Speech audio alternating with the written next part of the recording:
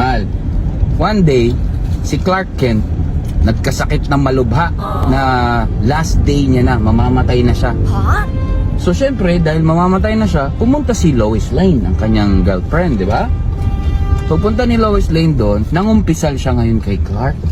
Sabi niya, meron akong gustong ikumpisal sa'yo, Clark.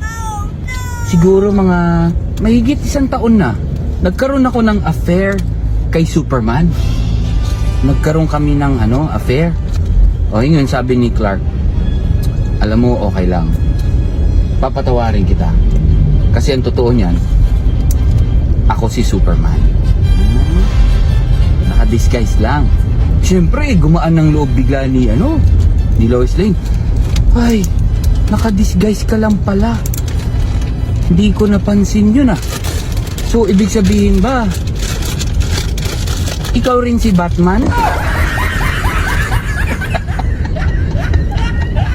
Nung narinig ni Superman, natigok bigla. Mga kwento mo. Hindi ko alam kung kutsero, barbero. Ito naman ang hirap mong patawanin. Grabe ka naman.